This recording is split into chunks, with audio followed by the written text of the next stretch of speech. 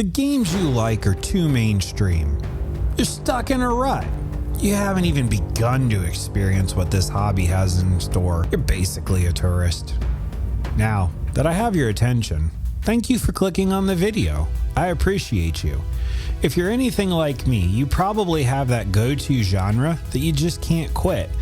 Maybe it's the adrenaline rush of a first-person shooter, or the epic quests in an RPG, or the chill vibes of a cozy game.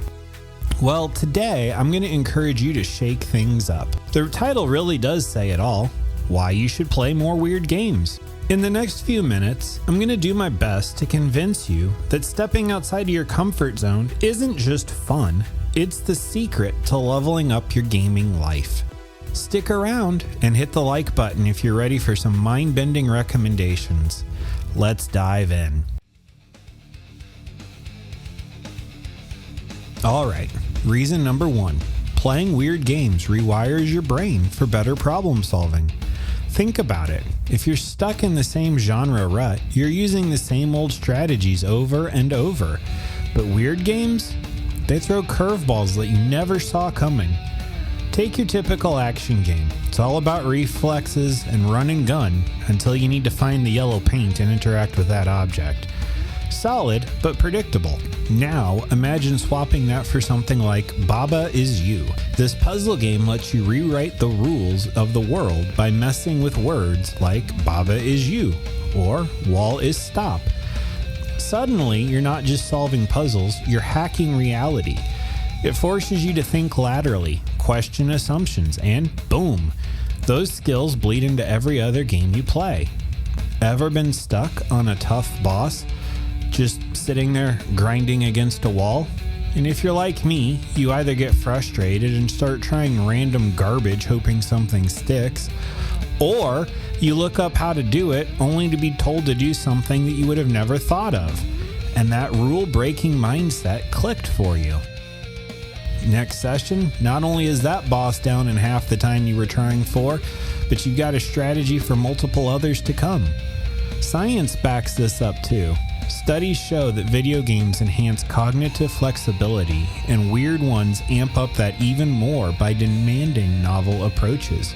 For instance, real-time strategy players outperform first-person shooter fans in switching tasks, proving that genre hopping builds mental agility. And here's a sub-point to really drive that home. These games don't just make you smarter in puzzles, they sharpen your edge in competitive play. You ever notice how pros in MOBAs or battle royales adapt on the fly?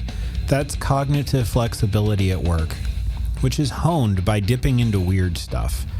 Next time you're clutching a ranked match, thank an oddball indie for the win. Moving on to reason 2, variety slays burnout. Now we've all been there, 200 or more hours into your favorite game and suddenly, it's gray. It's a chore. Your eyes glaze over, motivation is gone, and the game suddenly feels like work. Weird games are like a palate cleanser. They're short, experimental, and often free or cheap on Steam sales. Instead of another 100-hour open-world slog, try going full quirky with Octodad, Dadliest Catch. You're an octopus pretending to be a human dad, fumbling through everyday tasks with tentacles. The hilarious chaos that this brings has everyone laughing who plays it. The point? These palate cleansers recharge your passion, so that when you return to your main games, they're fresh again. Research even shows that by switching genres during play sessions, you can prevent that dreaded fatigue by keeping dopamine levels steady and avoiding repetitive strain. Gaming's about joy, right? Don't let routine steal that. Just one more side point for this. This isn't just about short breaks. It's a long-term strategy for sustainability. Pros and streamers swear by genre rotation to dodge burnout, turning what could be a hobby killer into endless replayability.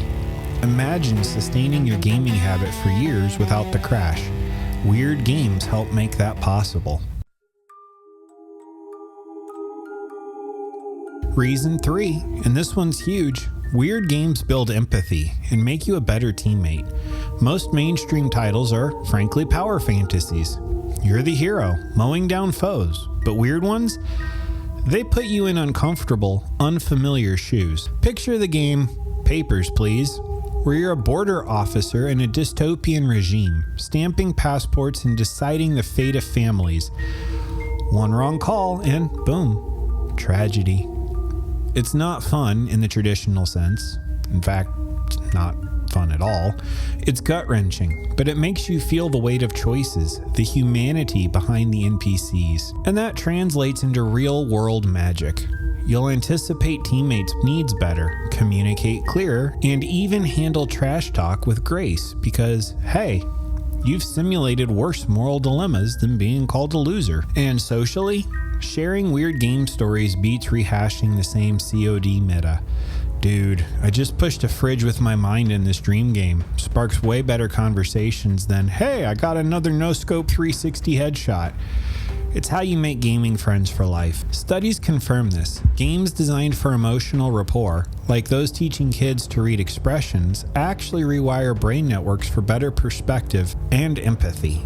Empathy isn't just feel-good fluff. It's essential for functioning in real society, and something that frankly, I feel like we're missing a lot of. Playing a weird game can help train you to read the room, online or offline. The last big reason? Weird games ignite your inner creative. They're not just entertainment, they're inspirational. Playing something bizarre, like everything, where you can become any object in the universe, from an everyday rock to a galaxy, shatters your view of what a game can be. Suddenly, maybe you're doodling mechanics for your own project, or modding your favorite game with wild twists. This growth spills over too. A Michigan study found that kids who game more score higher on creativity tests, like inventing wild stories from scribbles, and that holds for adults too.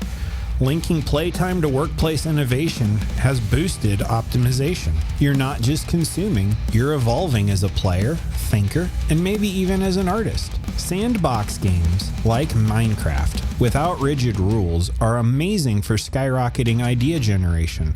They let you build without fear, perfect for brainstorming that next big stream idea or fan fiction. Creativity isn't born, it's played into existence. Are you convinced yet? You need to play more weird games. But if you need a nudge, here are 3 that I would recommend for a wide variety of people. First, Baba Is You. Second, Octodad, Dadliest Catch. Third, Papers, Please. Grab one of these and then let me know in the comments, what's the weirdest game you've ever played? And did it change the way you see games or life? Play weird, play smart, and remember, the best gamers aren't specialists, they're explorers. If you wouldn't mind, smash that subscribe button, drop a like if this hit home, and I'll catch you on the next one. Game on!